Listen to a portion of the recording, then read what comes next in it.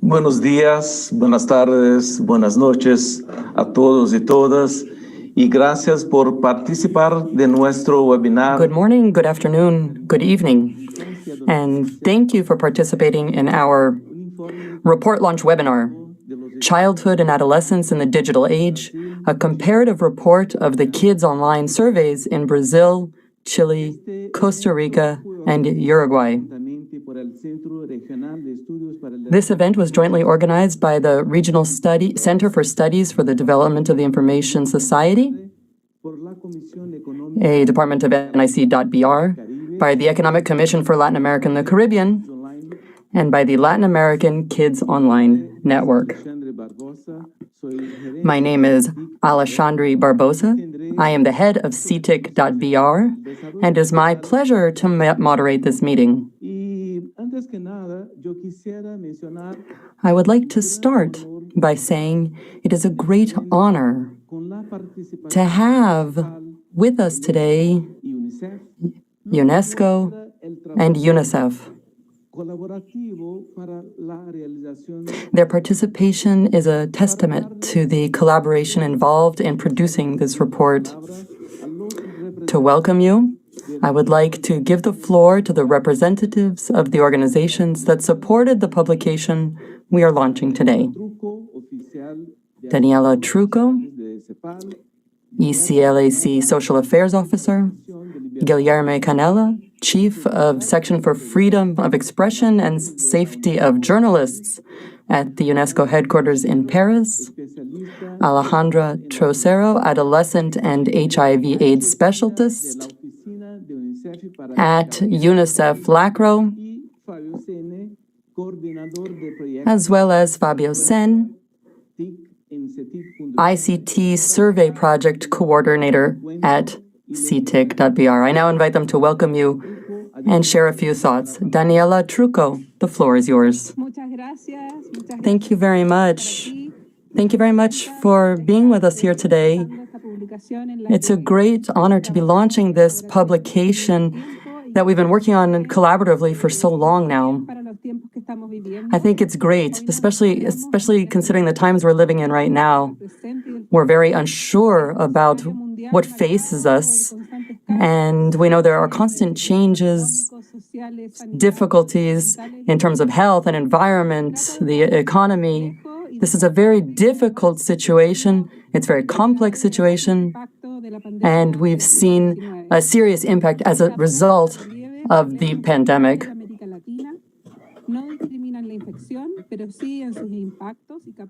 We talk specifically about impact and inequality in access to education, to health, social protection, and to digital media. Now, more than ever, we've seen the importance of access to digital information for social life, for work life, and we've seen it as an opportunity to participate, and we've seen a lot of the barriers be overcome because of confinement and lockdown. A lot of people live entirely online, and we see that there's probably no going back.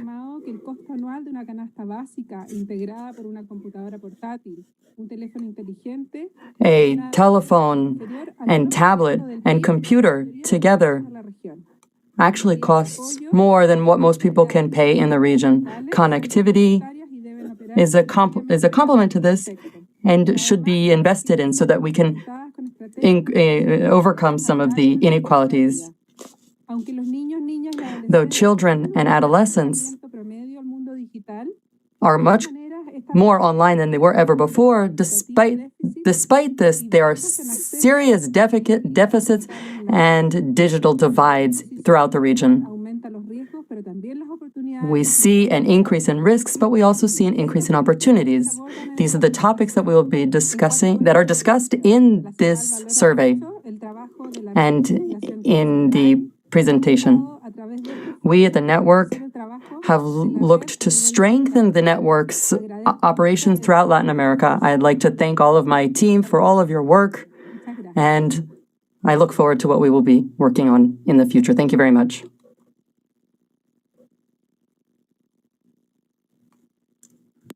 Muchas gracias, Daniela. Ahora quisiera invitar a compartir. Thank you very much, Daniela. I'd now like to invite Guilherme Canela.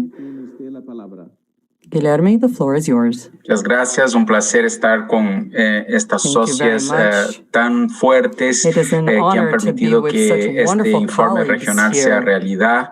Es un gusto estar acá. Este informe es resultado de un largo recorrido que ya tiene, yo creo, casi 10 años, de lo cual yo soy uno de los abuelos, de los veteranos. Este recorrido era parte inicialmente de un triángulo que involucraba el CETIC, la London School of Economics y la UNESCO Brasil. En aquel entonces yo estaba como responsable por esta área en la oficina de la UNESCO en Brasil. Y yo veo felizmente que esta figura geométrica, que como yo decía empezó como un triángulo, hoy es una figura con mucho más puntas y que está por toda América Latina y con otros stakeholders extremadamente relevantes, como es el caso de la CEPAL y del UNICEF y de los otros socios que hacen parte de esta iniciativa. Como decía Daniela, yo creo que no podría ser un momento más oportuno para poner sobre la mesa regional este tipo de evidencias. La pandemia y el hecho de que miles de millones de niños están en sus casas conectados de distintas maneras y algunos no conectados, desafortunadamente, pero también fenómenos que están claramente presentes o que fueron exacerbados con la pandemia, como es el caso de las masivas olas de desinformación que afectan el mundo adulto, pero también afectan el mundo de niños, niñas y adolescentes, refuerzan la necesidad imperiosa de evidencia para la construcción de políticas públicas que estén en líneas con los estándares internacionales de derechos humanos, particularmente de protección de libertad de expresión, acceso a la información pública y los derechos de la niñez. Y entonces, repito que este tipo de datos que esta investigación regional ofrece son fundamentales para estos desafíos que solo fueron exacerbados, pero de una manera exponencial con la crisis que estamos viviendo ya hace casi un año. Esta perspectiva multi-stakeholder, múltiples partes interesadas que la red Kids Online tiene, que ustedes pueden ver a través de este evento, concretamente con el distinto número de socios, de organizaciones, de universidades que están involucradas, es fundamental para esta discusión cuando tenemos temas como estos, como temas de derechos, como temas de gobernanza de Internet que se entrecruzan.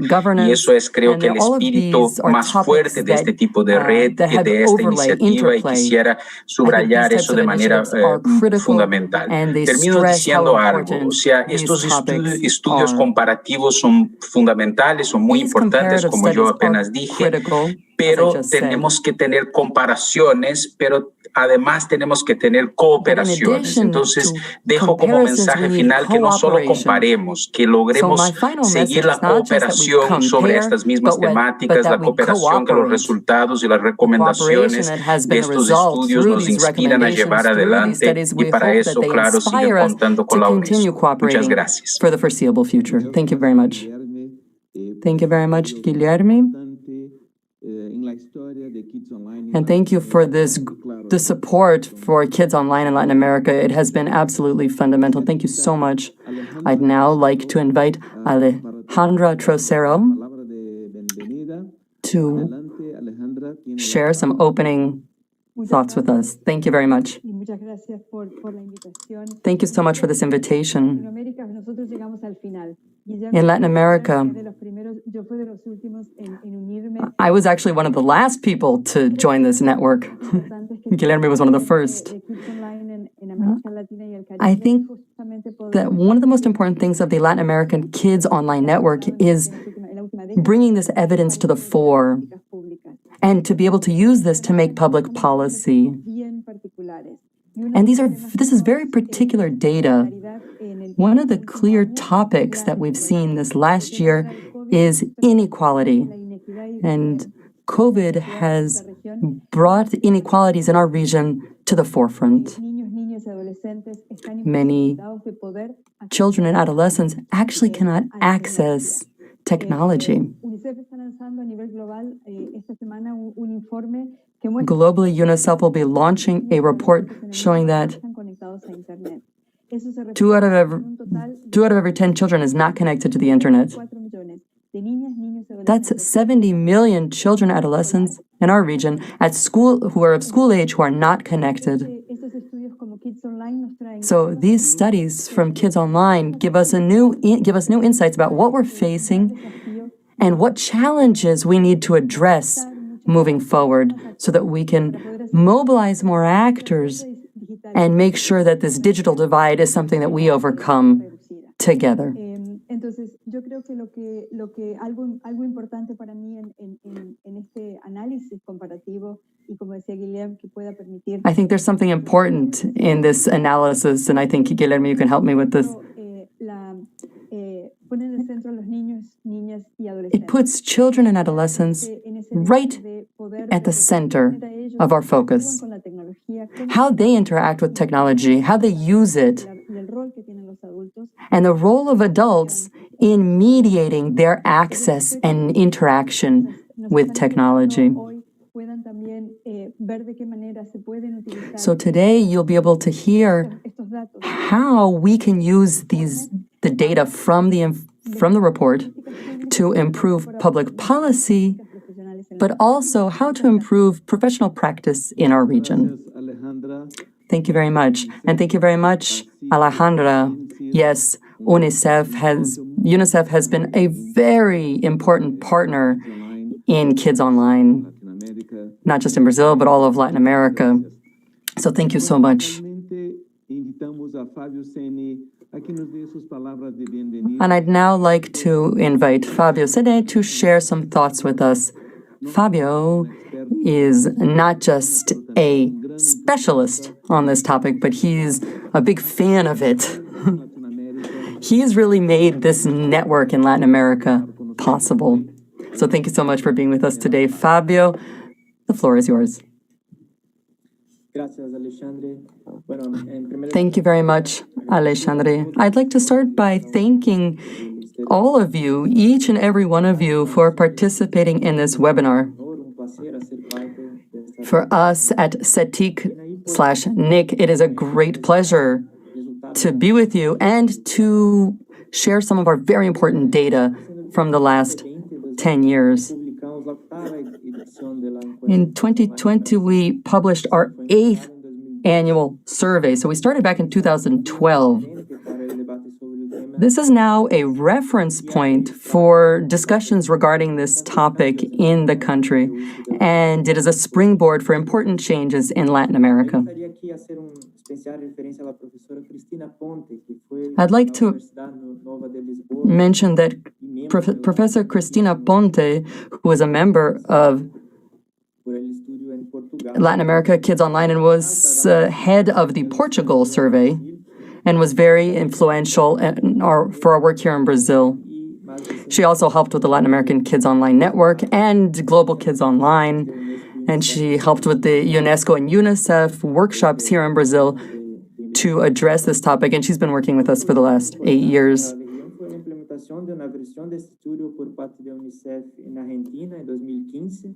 In 2015, UNICEF helped publish this survey in Argentina. We then set up a partnership with the Ministry of Education in Chile and the UNESCO. So we now have Chile as the second country that uses the same survey system or has set up the same survey like what we have in Brazil. And it's grown since then. We added Uruguay in 2017. And we have a lot of people working there. And Costa Rica came on board in 2018. So this report today is a concrete example of the expansion of the network throughout Latin America.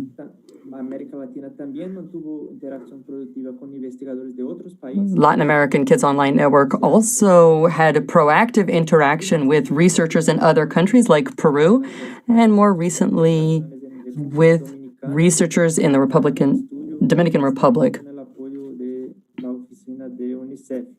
This year they were supported with a UNICEF workshop in Loco. Methodologically, we've been working on ways to improve the methodology so that we can expand the number of activities available for children and for academics, academia, and analysis throughout the network and throughout the region. For example, participation for the Open Forum on Science in the Americas, and regional forums for internet and regional ECLAC forums. This convergence of interest between academia, NGOs, the governments, civil society, and this fundamental support from the ECLAC and UNESCO has allowed us to have a much greater, much more significant impact using evidence-based data, using evidence.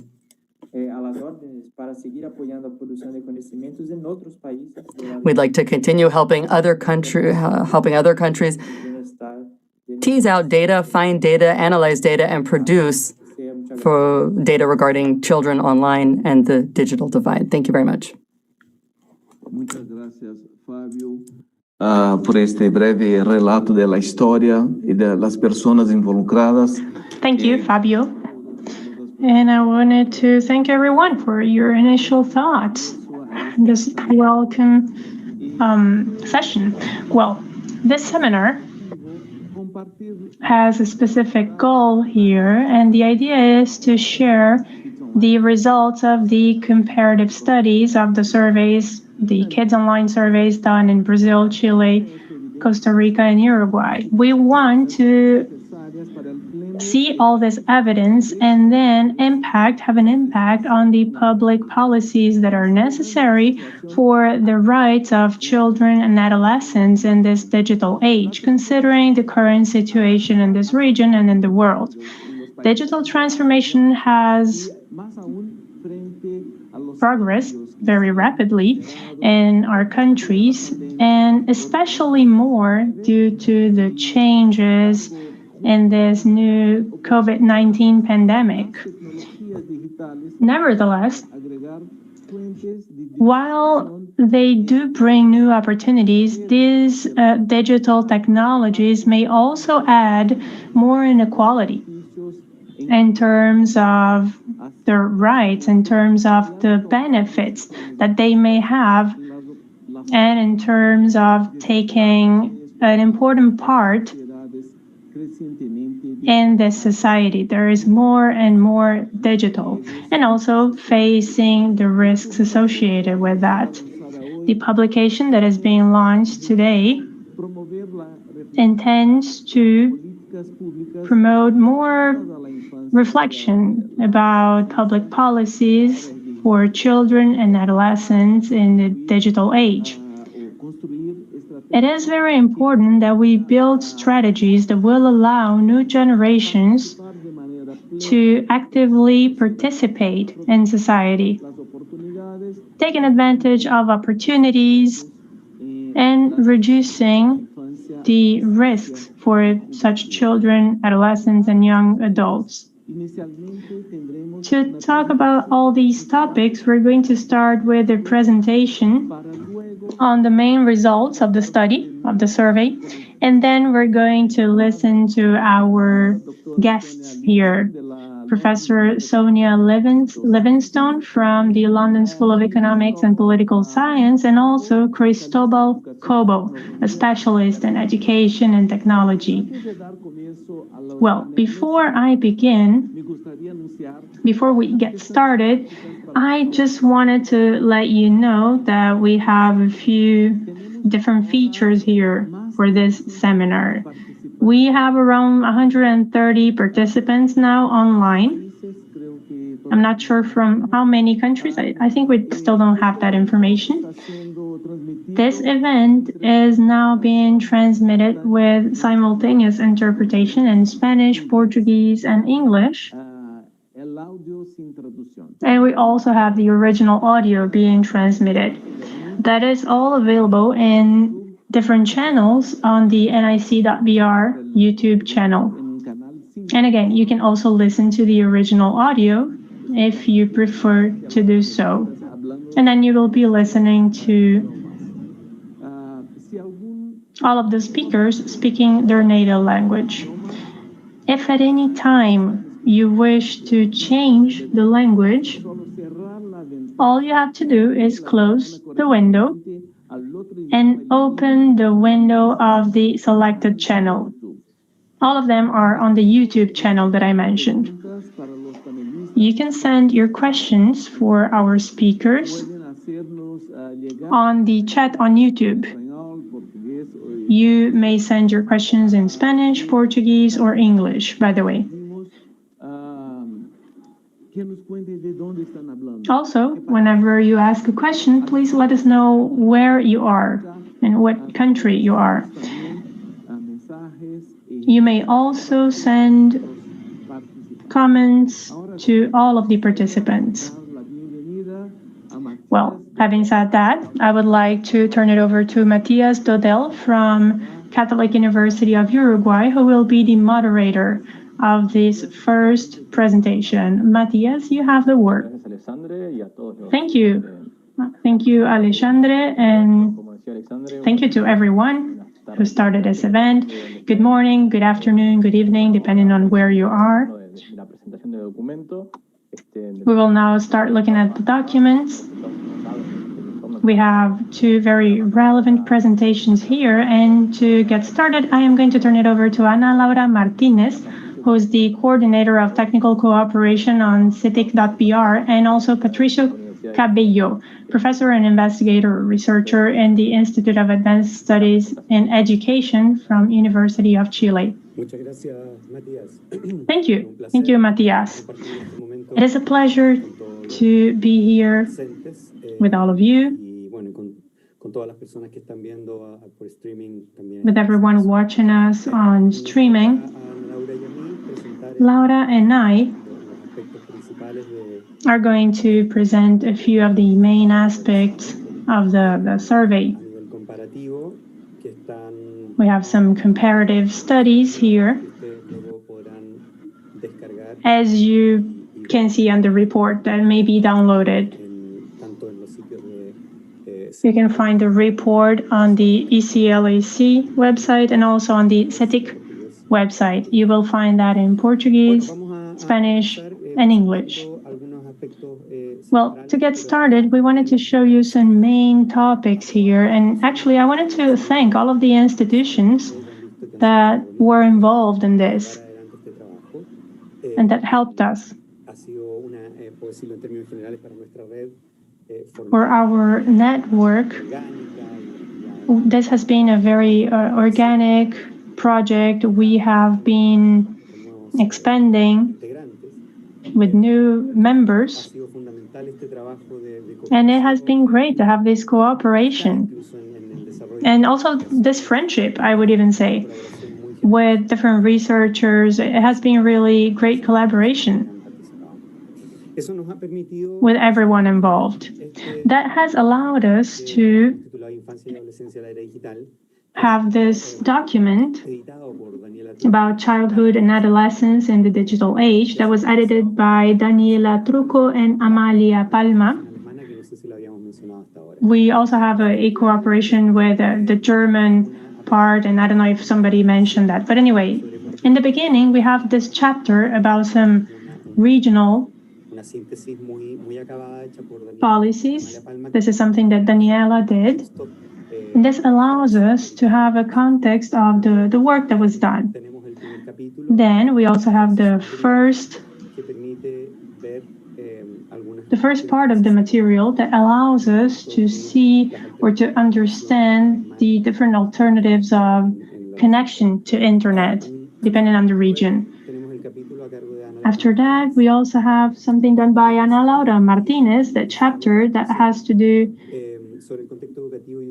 with educational context, use in schools, and also mediation done by teachers, professors. Then we also have a chapter on the participation of children and adolescents in the digital world that was done by Magdalena Claro, Amaranta Alfaro, Amalia Palma, and Juan Ochoa.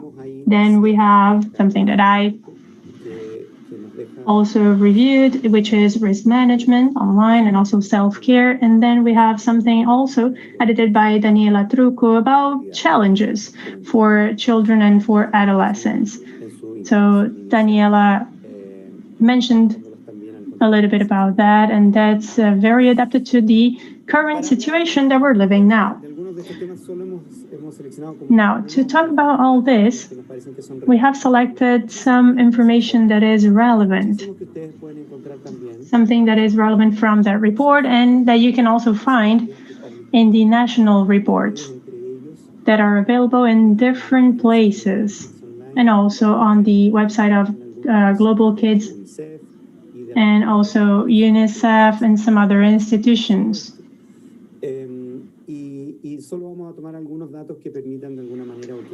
I'm just going to highlight a few data here that I find important for this report. One of the main things has to do with material access.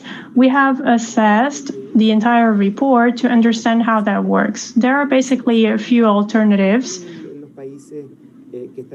and depending on the country, you will see that there's some variable factors here. And this should also probably be analyzed in different countries in the future reports. Now, if we look at this in detail, we see that around 50% or 63% in Uruguay, for instance, of children from 0 to 17 years of age would have an access that is very restricted. I mean, they connect from home with a mobile phone. And somehow, that shows that for children and adolescents, this is the situation for the children in school age. These are the different alternatives that they have to connect to internet. We see there is a possibility for multi-device connection from a cell phone, from a computer, from a smart TV, for instance, from anywhere is much more limited. This would be similar to what adults usually have, and it's usually around 10%, 11%, depending on the country. And in Brazil, it's a little bit more, but still very limited. What we can notice here is that people are usually, these children, these adolescents, they're usually connecting from home from a cell phone, using a cell phone. Something else that is important here has to do with participation. Here, we're looking at a model that was designed by a team of researchers, such as Sonia, Livinsgtone, and we also took part in this. This is basically the ladder of participation. What we can see here is that age is going to be a very important factor. We start looking at some activities that change according to the age range. We look at videos, also social participation. It starts at 9 or 10 years of age, and then it starts to grow. But there are some other practices that go down as they go up in the ladder. In terms of content creation, for instance, that's not that important for children who are younger.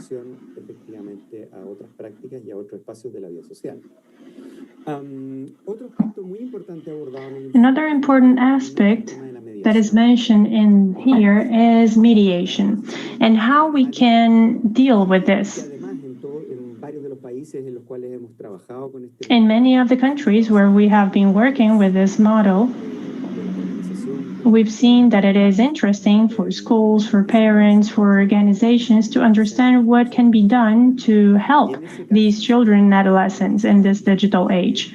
What we see here is a few different ways of mediation. So we have active mediation, restrictive mediation, and also monitoring. The first one has to do with helping, with following up on what they're doing. Basically, that normally happens at home. We have the restrictive one where adults regulate or prohibit certain digital activities, and we have the monitoring where adults can see what children are doing online. Now, I'm going to talk a little bit more about active mediation, which has been of great importance in these comparative studies. We see here gender inequality as well. We see that there is a difference for girls and for boys. Well, in Uruguay, it's not that present because actually these questions there were not included in the questionnaire, in the analysis in Uruguay. But in the case of Brazil, Chile, and Costa Rica, this is what we see. We see that for girls, there's more active mediation. There's more of a concern in that regard than for boys. Except for a few things that we see here in Chile.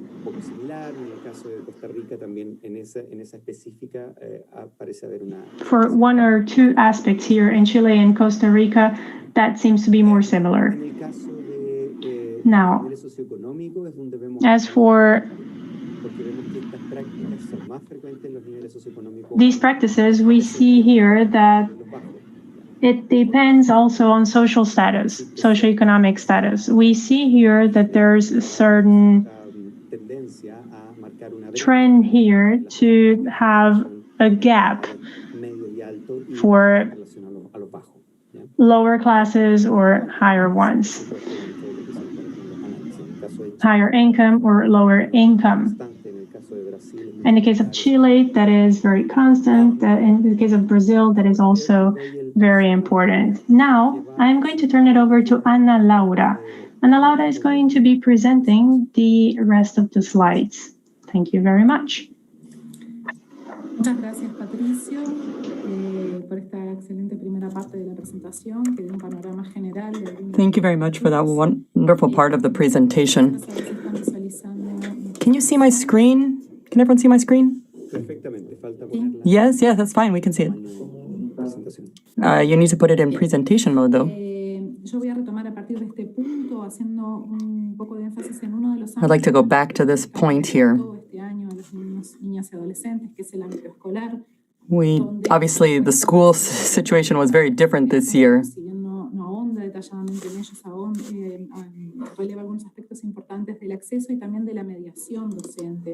Often we ask about teacher mediation for internet use in the school. So obviously this year things were quite different.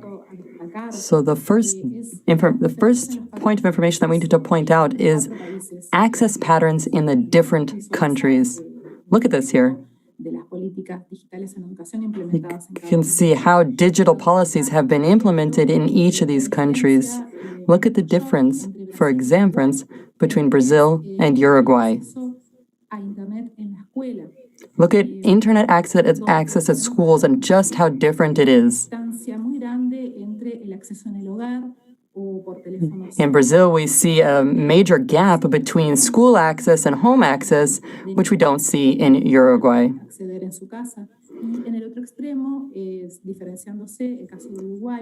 So Uruguay is at the other extreme of Brazil. Brazil has an extreme disparity in terms of access at school versus access at home. In Uruguay, that gap is not as extreme. Chile and Costa Rica are roughly in the middle and very similar. About half the children and adolescents have access in school, and they have pretty high access rates at home, 87%. So, but either way, you can see these very clear patterns in terms of access to information, variability, quality access, high-speed access, etc.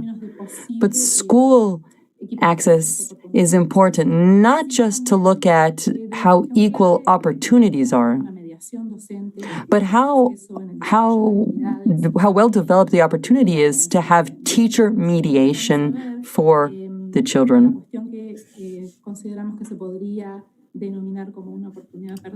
So this is perhaps a lost opportunity, at least that's how we see it now.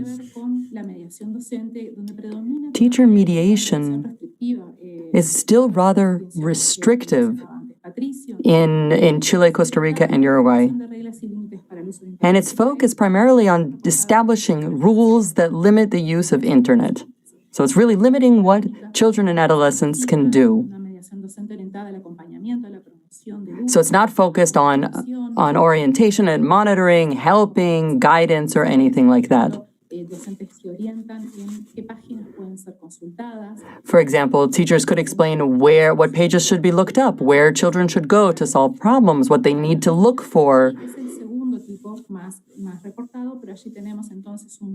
This is the second most commonly reported type. This is active mediation. It'd be great to see what has happened with this during the pandemic. Has active mediation increased? Children, students, may have seen great changes in terms of mediation over the last year. Because before, what we noticed that it was a lot more restrictive in nature. I believe this is a great opportunity for development and a way to develop other types of mediation, taking into account this multidimensionality that we've been mentioned. For example, that they can recharge batteries, it include the policies, it can be multidimensional and multifactorial in so many ways. But all of the policies that we work on, policies for mediation, policies for teaching, policies for teachers and schools, should all be predicated on what we found here. We basically are looking for ways to increase the opportunities for children and adolescents in the digital age. In fact, risk management is exactly what we wanted to share with you. This is part of our survey. We asked children and adolescents who use the internet, who have visited websites with sensitive content in the past year. This could lead to situations that are uncomfortable. It's not necessarily damaging, but it can be uncomfortable or sensitive. There are mechanisms to manage these risks, and they're practical ways to manage this, to protect against risks, to practice self-care, to protect our children and adolescents. Here we have, again, data on children and adolescents who have used the internet in the past year and have visited websites with sensitive content. Or maybe damaging content. It could include ways to become thinner, ways to commit suicide, other gruesome images, etc. We see differences between boys and girls. We see that in terms of gruesome images or violent images, boys tend to be have a higher rate than girls. And you can do a gender analysis for all of these, but I think in this case it's particularly important. This is very important when we think about policies that we need to design to strengthen indicators and strengthen policies to help children with self-care and mitigating risks.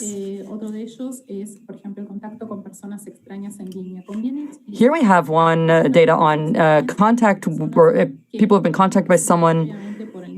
On the left side, children who have been contacted by someone they did not know in the past year.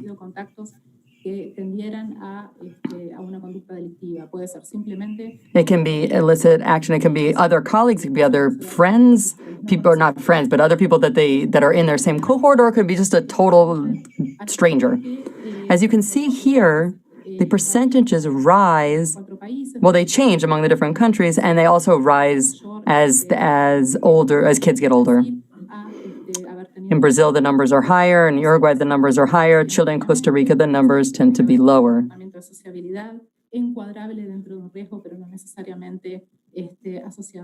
Here we see also on the right-hand side children and adolescents who felt upset or uncomfortable having seen certain images.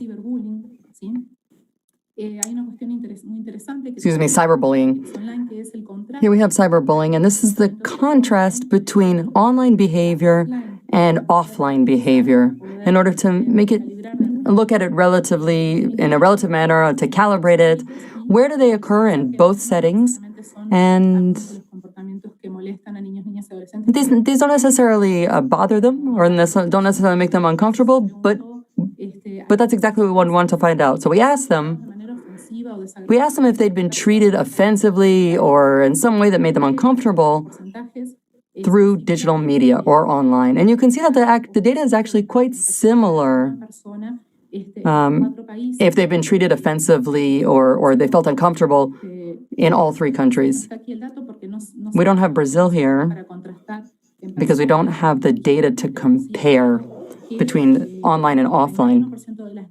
But about 31% of girls and 25% of boys have said that they have felt upset or uncomfortable about some sort of online treatment. Usually it's physical appearance or something related to physical appearance, especially for girls. So I just wanted to add that. These percentages may not seem really high, but they're very important. They're very important. They're obviously affected by this type of online cyberbullying and mistreatment. This is something we really do need to pay attention to.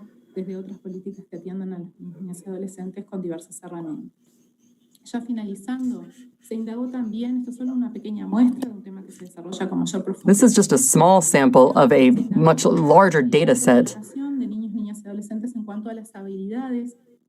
But here we're measuring children's ability to digitally cope and how well they're able to take care of themselves, self-care, based on what they're seeing or their use of the internet. Here we have remove someone from your contact list, recognize information to avoid sharing on the internet, etc. This is very complex data, but basically what we can say is the following. A little bit less in Costa Rica and Chile, but regardless, this is still very impressive, is that children and adolescents have the basic coping skills to practice self-care online. And I know that was a very general overview, but I'd like to share some of the recommendations that we include based on the information we published in the report. One is we need to even out the conditions in terms of access and connectivity. Location makes the difference in terms of opportunities, especially cell phones.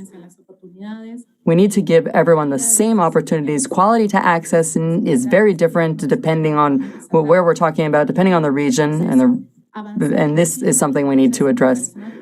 We need to overcome this digital divide in terms of digital skills and digital coping mechanisms. This obviously changes according to gender, according to region, if someone has disabilities or if they're able or not able to speak the primary languages in the countries. These are all challenges when we design our public policies. We need to have guides and guidance and orientation for schools and school settings. We need more public policies that are comprehensive in nature to include other sectors that involve all the stakeholders, that include not just the government, but also companies, NGOs, civil society, etc. And we also need to train children for taking care of themselves and effective development, and we need to develop effective strategies for risk management. So we have this report. It's available to anyone. You can download it on our main page and in all of these pages that are listed here. It's available in Spanish, English, and Portuguese.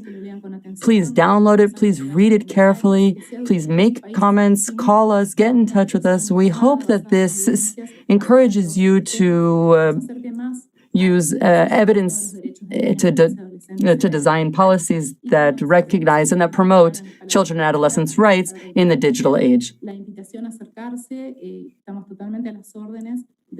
If you need any help, we're more than happy to help all the other countries, any countries using our full network, but any of the countries that want to develop their own surveys as well. We're more than happy to help out. Thank you very much. Thank you very much, Ana Laura and Patricio. I do recommend that you download the report because it's a lot bigger and a lot longer than what they were able to talk about in 15 minutes here. This was designed not just for public policy, but also for teachers, parents, anyone who could learn from or add to this policy. This helps everybody make evidence-based decisions, use evidence for all of the settings in which they find themselves, whether that's schools, whether that's government, whether that's their homes. So I do recommend that you download the reports, you read through them, and you use them for all of these positive effects that we're trying to promote. I'd now like to call on two specialists.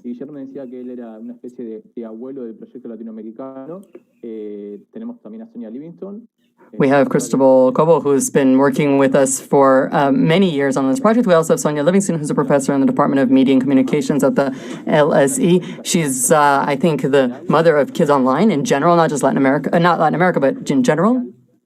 Cristobal Cobo is a senior education specialist at the World Bank.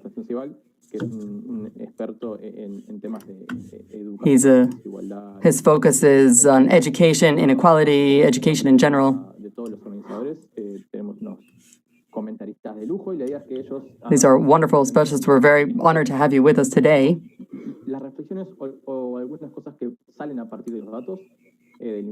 We'd like to hear their thoughts based on the information that has been published in this report. So thank you very much. We'd like to start first with Sonia Livinsgtone. Brilliant. Thank you very much, Matías, and thank you to all my colleagues for including me in this very exciting report launch today. And I would also like to thank the interpreter who has enabled me to understand everything that has been said so far. I don't know if I'm the mother of Global Kids Online, but certainly it feels like it's been a life commitment, and it's been enormously. It's been really wonderful to work with colleagues in Latin America, UNESCO, and UNICEF, as everyone has already been introduced here today. Actually, the project, in a way, grew out of work that we did in Europe and Latin America. We've been working together for a long time. And Global Kids Online is an effort to take the work global and to include quite a number of other countries and continents. And I thought what I might do today to illustrate the way in which we see Global Kids Online as a collaborative effort is to give you a little sense of some of the findings from some other countries and show how that contextualizes the work that you've been hearing about today from Latin America. And I think one thing that was actually said right at the beginning by Guilherme and Daniela is really how little research there is available on children's internet use. And I just really want to congratulate everybody who's put together this report, because I understand, and I hope people do understand, how incredibly demanding it is to do research with children. There are methodological issues, political issues, ethical issues, so a lot of very practical issues. There's a reason why there's been so little research on children, even though children are always celebrated as the pioneers in the digital age. Yet when we all began talking to each other and developing this work, we found really very little good, solid social science research, and especially very little that was comparative. Very little, almost nothing, where we could say it's like this in country A, it's like that in country B. What do we make of it? And I see a lot of the statistics you've been hearing about as a kind of provocation to educators, to the public, to policymakers, to think, why are we not higher on something good? Why are we still too high on something problematic? What changes can we make? What can we learn from the different countries? And to me, that's the real heart of a comparative report. So I think just to kind of contextualize some of the findings, I really liked Ana Laura's discussion on the internet. And what, of course, we see when we look across globally is that the wealth of a country and the national policies of a country, and especially the education policies of a country, are really, really crucial. So in the Latin American countries we've been discussing, access for children at school is relatively high by comparison, both with what we found, for example, in South Africa or in Ghana, but also what we found in some European countries, Bulgaria or Albania.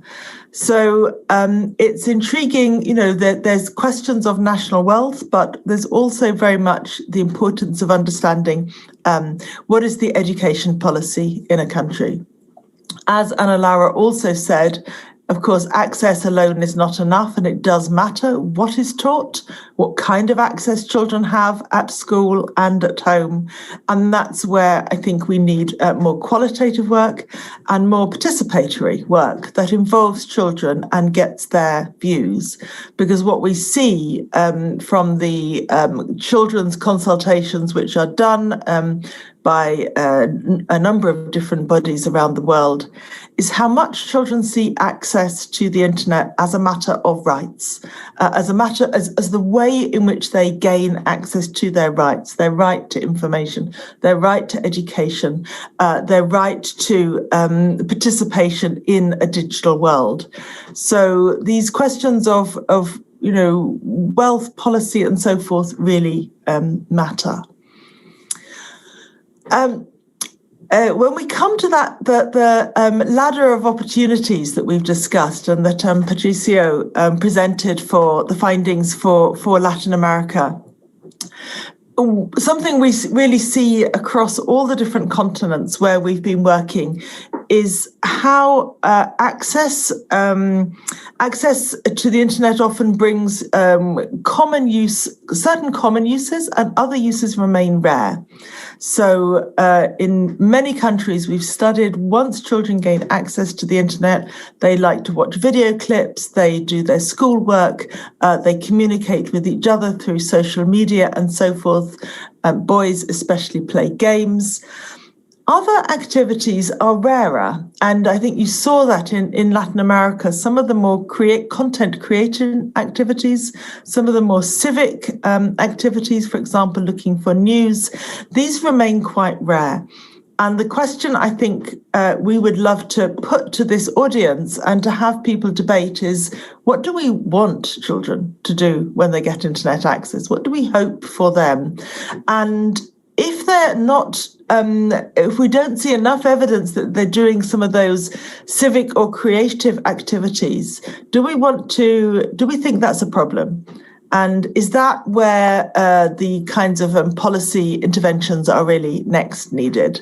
So I think it is, you know, it's not obvious what the hopes are, what the opportunities could be or should be.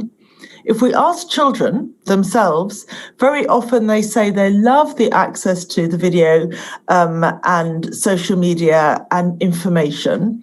And they see that as a kind of gateway to more identity-related activities, to activities that allow them to find places where they belong, find communities that they can contribute to as well as gain from.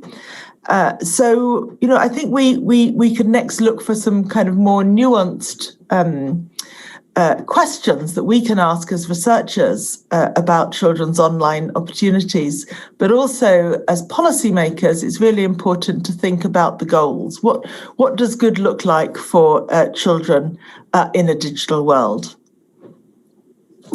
In Global Kids Online, we've thought a lot about the risks of harm and why it is that we see such differences across countries in terms of the levels of risk exposure that children report.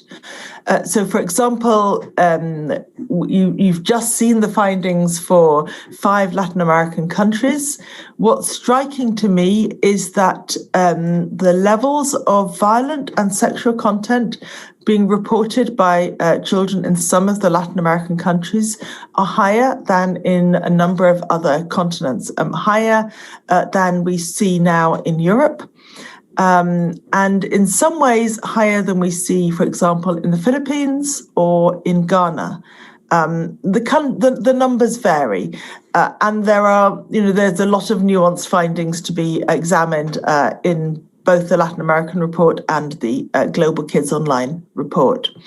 But of course, what we know in different countries is that there are different kinds of activities from the state, from industry and from civil society that seek to either protect children or in other ways to enable and guide them towards positive activities.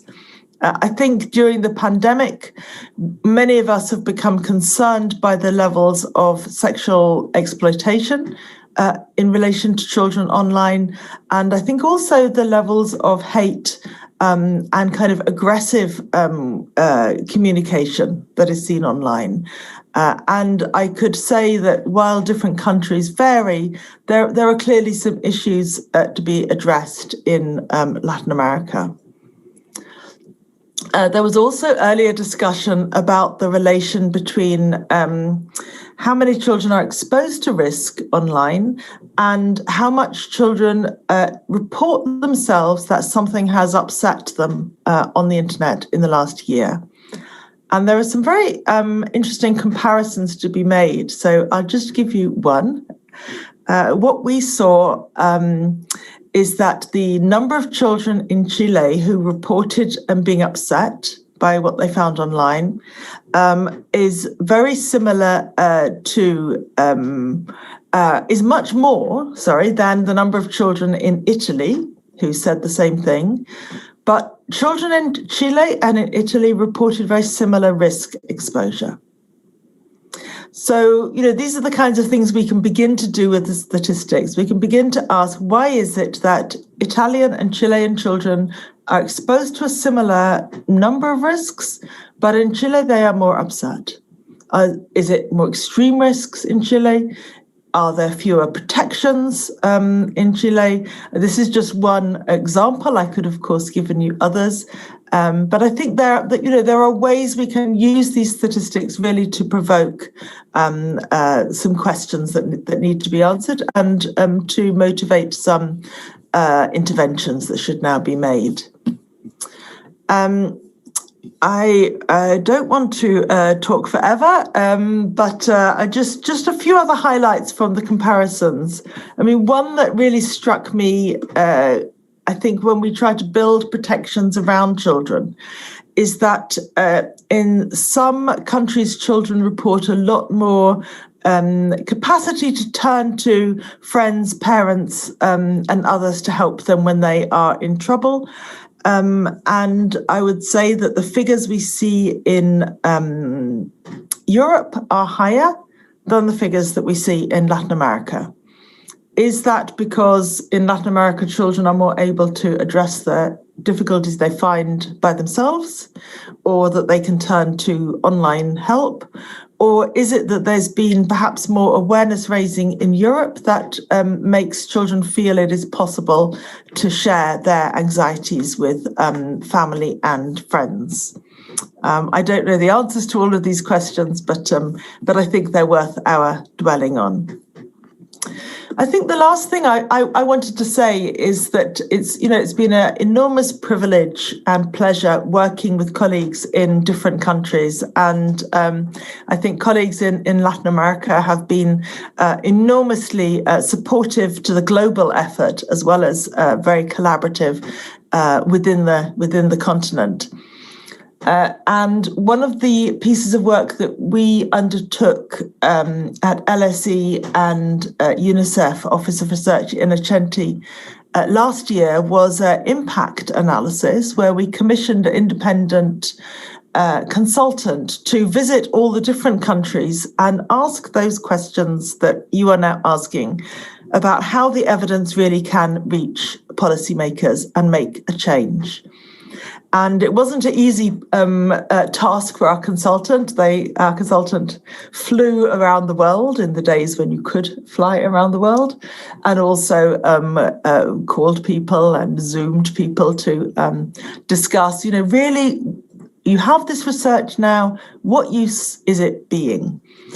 And what we saw as a result, and the impact report is on the Global Kids Online website, what we saw was a kind of array of positive outcomes where the findings were being used sometimes to improve access for children, to perhaps reduce costs for children going online in South Africa, was one example. Sometimes to inform safety, awareness, and we saw this in several Latin American countries, and quite often also to improve education, using the findings to support more advocacy for digital literacy education. For example, we saw that quite a bit in Europe and also in the Philippines. But, it's a scattergun set of effects. And of course, what we really want are policy outcomes that improve access for all children, improve opportunities and digital literacy for all, and reduce risk of harm for all. So we were very delighted, all of us, to see where the benefits of the evidence were being felt. But we can also see the report as a kind of a big list of things to do, of where further development is needed. So I think I'll end by commending everybody for really a wonderful report and a wonderful event. The global work you can find at globalkidsonline.net. We put there all of our findings from different parts of the world, our comparative findings, and also all the methodology, all the survey tools and the interview tools and the ethical protections. So anyone who does want to join and conduct more research can do so, and anyone who wants to find the findings can also do that. So I look forward to the rest of this webinar, and I thank you for your attention. Muchísimas gracias, Sonia, por tus palabras. Vuelvo a hacer énfasis que aparte del reporte... Thank you very much, Sonia. This is a global report. Thank you so much. We've got information from Kids Online Brazil, Chile, Uruguay, other countries. And that's why we invite you to go take a look at Global Kids Online. They've got all sorts of information because it has more information than just Latin America. I'd just like to remind you that we are monitoring your questions. So at the end of this webinar today, we're going to gather them up, and we're going to the extent possible, we're going to ask our panelists the questions you've posed. We have about 80 people online right now. And just keep in mind, please feel free to ask us questions. We are taking them into account, and we will ask them at the end of the session. I'd now like to turn it over to Cristóbal Cobo. I've already introduced him, so it's yours. Thank you very much, Matías. Okay, we hear you.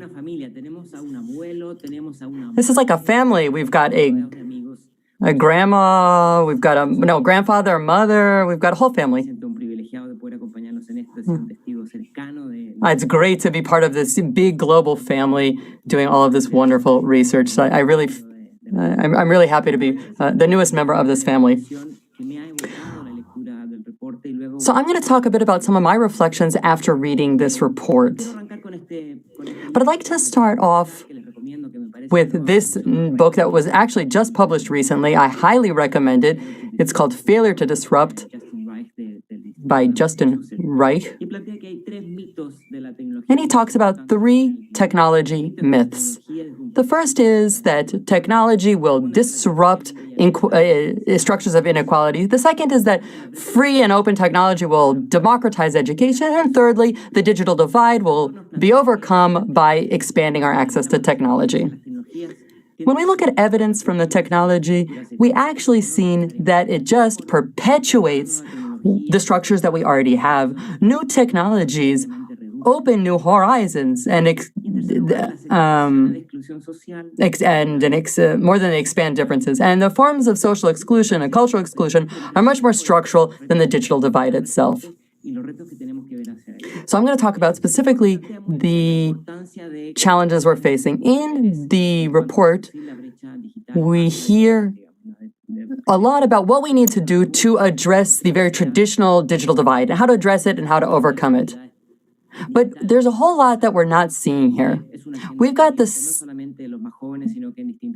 This is for different sectors. This is the digital divide that we all can see. It's access to devices, it's connectivity, etc. But then we've got everything underneath that we actually don't see. These are much more gradual changes. There's much more gradual changes that. It's much more structural in nature that we need if we're going to address these, what we see under the iceberg, right? Beneath the iceberg. The first one is digital skills. Then we've got cognitive divide, cultural and cognitive changes, and finally, systemic divides. We require a lot more traditional and extensive changes and deeper changes to really address them. I'm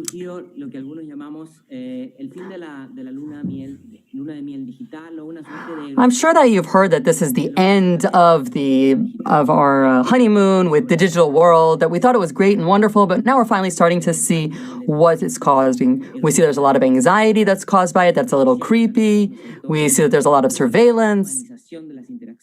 It's being called, blamed for problems, so socialization problems, interaction problems. So we've been talking about what the cost of having this highly digitalized world is. And this is, I think, something that we absolutely need to reflect on. I'm sure you remember this. This is from the New Yorker. This is from 1993. One dog says to another, "Hey, on the internet, nobody knows you're a dog." But nowadays, if you're updated, it would say, at the time, nobody knew who a scientist was, nobody knew who a teacher was, nobody knew who was an academic, a writer, a researcher, etc. That was back then. Now we have the dog saying to the other dog, "I miss the days when the internet did not know that I was a dog." So this really addresses the challenges that we're actually facing, because in just a question of 10 years, we've seen a switch from extreme excitement about what the internet could offer to frustration at how predominant this surveillance actually is.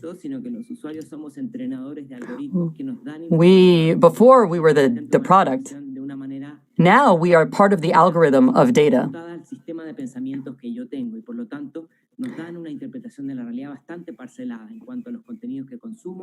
Content, relationships, and texts are all part of this big machine.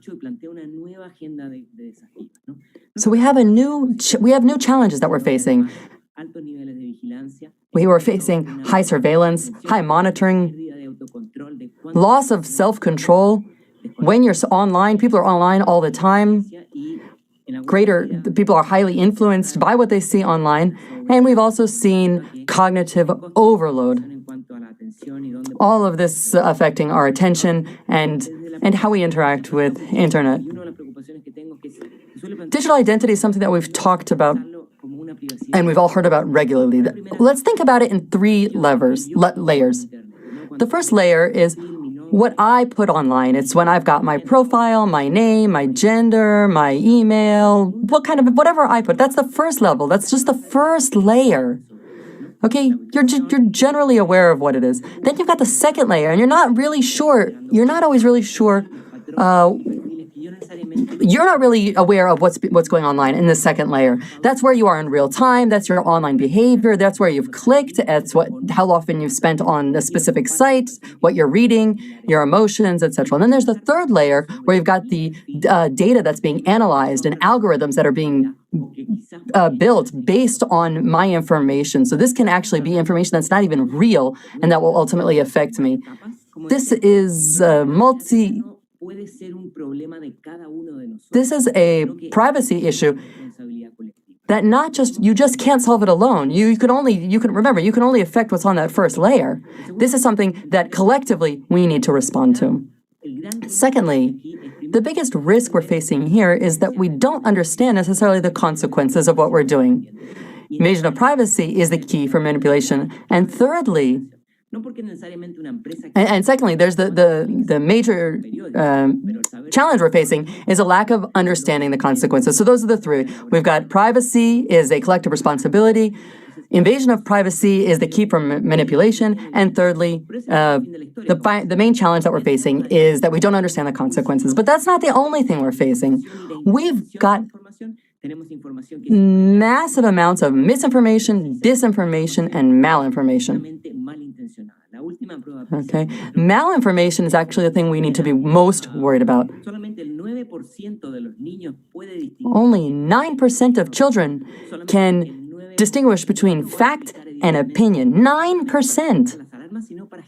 This shouldn't just set off alarms. This needs us, this screaming us to understand what digital citizenship, what digital civic duty requires.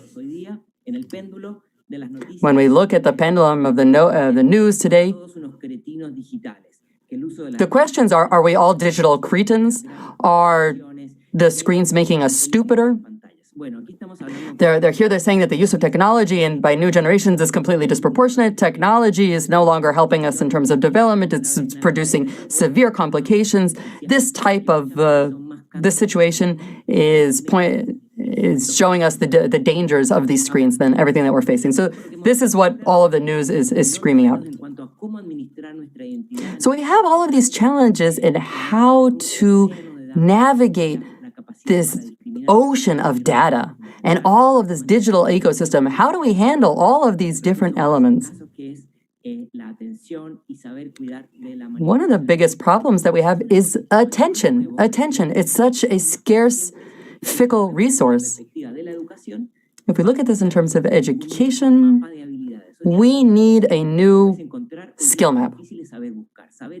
The difficulty is not to find information, it's to know where to look for that information. It's easy to find, but it's difficult to know how to use the information. The difference between understanding and comprehending is not so clear. Google doesn't help us with this question. How can we make the questions that are really critical? How can we ask the critical questions? We need to be intelligently skeptical of what we're seeing. We have to get rid of that useless information. We also need to look for a way to diversify the people that surround us. We can't just surround ourselves with people who think exactly like we do. I think the biggest challenge we're facing right now is how to have critical thought versus and not just have an automatic thought process. So here we have a map of everything that we really need to be focusing on in order to have a healthy future. This is digital identity and citizenship, how to administer our time, how to administer my digital footprint, how to deal with cyberbullying, how to manage cybersecurity. How do I know when an algorithm is randomly discriminating, or has signaled me out, or whatever? In terms of education, digital ecosystem requires us to think about these 6 main points. We need new ways of teaching. We need new ways of teaching teachers, we need new ways of accessing these devices. We need better connectivity, better platforms, and we need a different institutional design. We can't face the challenges of the 21st century with the solutions of the 19th century, or even the 20th century. Just to end, these are my last 5 ideas from the report. It's very clear from the report how we need to update our language. It's a lot deeper than just infrastructure. In terms of digital divides, it goes way beyond than just the infrastructure.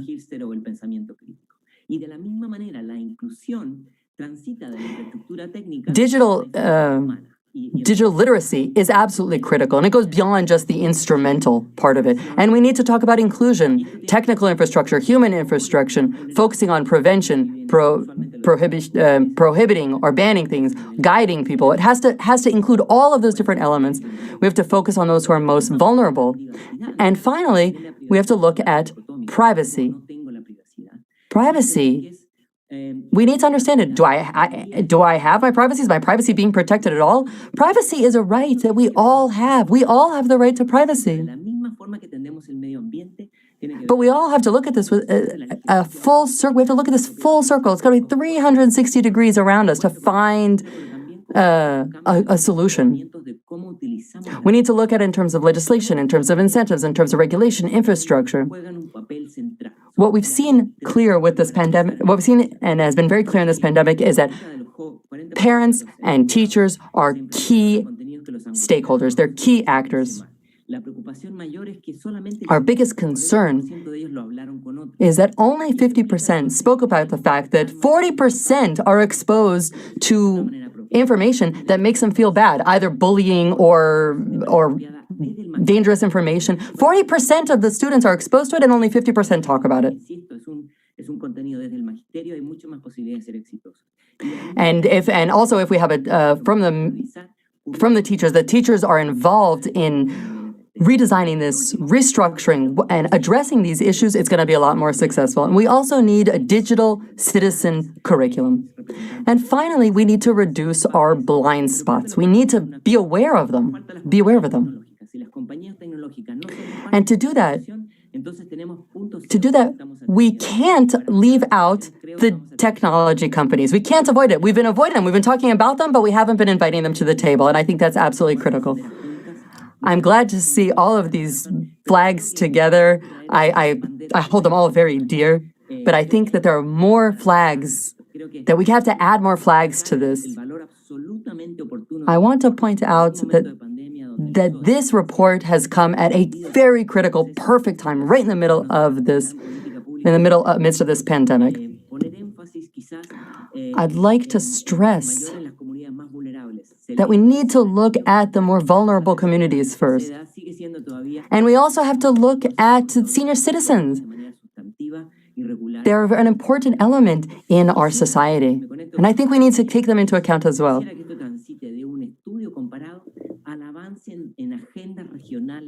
I would like that this comparative study leads to multi-level, multi-regional public policies that truly help us make the changes that we need. I'd like us to go from 2020 to 2030 much better equipped to handle the challenges that we're seeing than we are currently. Thank you very much, and I pass the mic over to my colleagues. Ahora toca el turno a mí de tratar de juntar las preguntas. Antes que nada, agradecerles por las dos exposiciones. Creo que Thank you very, very much. This has been great. It made us think about so many important things. We expect this to be the beginning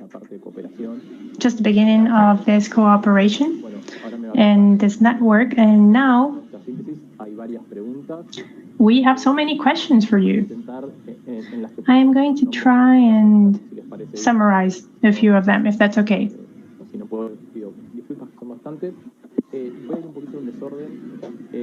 Let me see the order here. Now, there is one thing that you both mentioned, Cristobal and Sonia, and it has to do with the following. It has to do with parents. So the question is for Sonia, but I think Cristobal can also answer something about that, can add to that, but Sonia has a lot of experience in that. So the question is, let me see here. It's coming from Ivanice. She's asking about the relevance of training parents to find the right values and the right language in this digital age. And I think we can also even think about what happens to parents, the whole pressure and what happens right now. They're at home with their children. How can they manage all this? That's very important when we talk about education and all that. So this probably goes to both of you. How can we help parents? Where can they find important information to deal with that? We have so many important factors here, and we're generating data all the time. So that's the thing. What should parents do in 2020, with and without the pandemic? Sonia? Okay, thank you. This is something I've thought about a lot, both because we've always tried to include parents in the survey findings when we possibly can, and because I just wrote a book about parenting for a digital future, and I would say parents really want, they feel responsible, and they feel, I would say in many countries, unsupported, and kind of on their own with a difficult technological struggle that seems to make more difficult all the difficulties of parenting. I'm very struck at how little there is available for parents and how hard it is for them to find it. We have to remember what we know about the knowledge gap, which is that advice for parents and guidance is more easily found by those who are already educated, urban, and digitally literate. So the availability of the information is first hard to find, and secondly, very unevenly accessible. So we have some real inequalities to address. I would also say that when I do see advice to parents and guidance and support, it often assumes that they know nothing, which they may or may not, but they may know something. And it is often quite kind of patronizing and normative. And I don't find much guidance for parents that assumes that they are learning themselves. They might also be interested in the digital world, and that they're not all trying to achieve the same outcomes. They have different expectations and hopes for their families, and they're struggling with very different challenges depending on their circumstances. So we need more diversified information for parents. We need information that reaches parents in a way that is more targeted at those who have less information available to them. And we need to consult with parents so that the information is less patronizing and more inclusive and co-designed with them. That would be my starting point. And we mustn't burden them with the sole responsibility, because they feel overburdened already with that. Muchas gracias, Sonia. Cristóbal, si querés agregar algo. Thank you very much, Sonia. Cristóbal? I completely agree with Sonia. We do have this knowledge gap.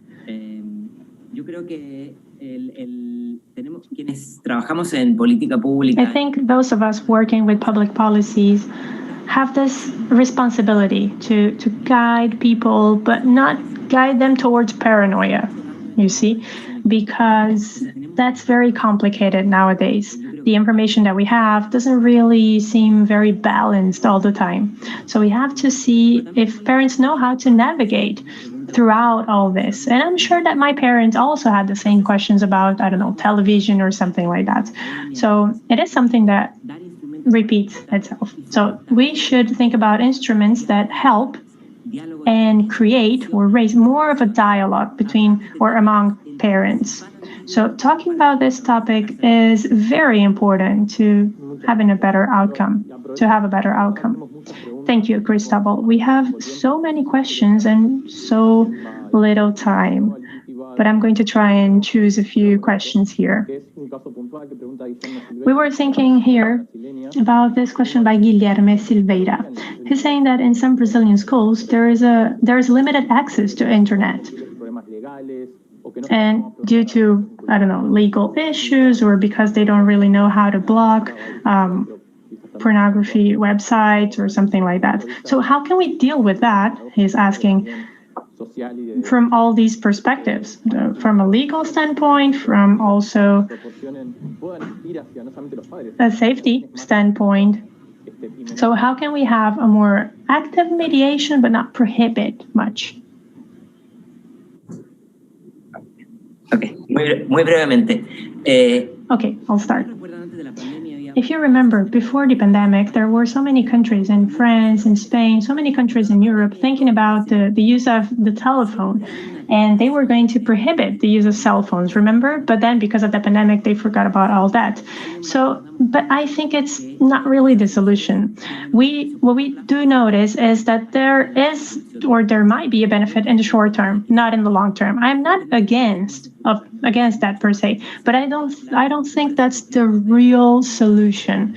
I think we have to look at that in a more broad sense.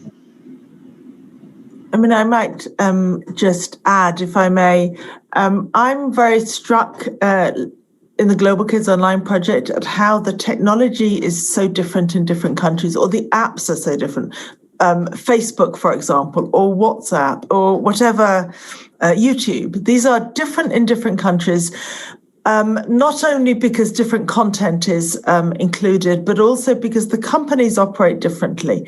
And I think in Europe, they feel that the spotlight is on them, and they have, and we don't really have so much pornography, for example, in schools now, because the technological solutions have been improved, and because there is active collaboration between the public sector and the private sector. And what I hear in other countries, so you guys will tell me if I'm wrong, is that the big tech companies are not putting the same effort into other countries around the world. They feel that Europe is calling for regulation. They're not so conscientious. They don't have the same outreach to parents or to schools, and they don't put in place the same protections, because, of course, those are often expensive. It requires humans to moderate and look at the content and so on. So I don't know. The way in which we improved things in a way in Europe was by going to the media and creating a panic. And nobody wants to do that. And that was a mistake here too. It has many adverse consequences. But there must be some way to find technological solutions and regulatory solutions, because this is too much for teachers, parents and children to always deal with. But we must remember a rights focus. We don't want to call for censorship. We want a rights-based approach to managing the digital world. Bueno, agradecerles a los dos. Hay un montón de preguntas. I would like to thank you both very, very much. There are so many questions, as I was saying. I just wanted to mention one here that has to do about that ladder of participation, if that changed because of the pandemic. I am sure that did change, but how can we deal with that and the rights of children and adolescents? Well, I would like to thank Cristobal. Thank you very much, Sonia, and I will turn it over to Alexandre now for the wrap up. Thank you.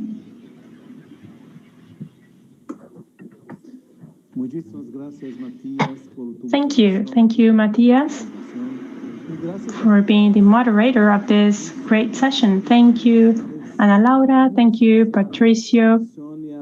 And thank you very, very much, Sonia and Cristobal. I found these presentations extremely important and interesting. I would like to thank the participants, almost 200 people from Brazil, Spain, England, Peru, Costa Rica, so many different countries connected here.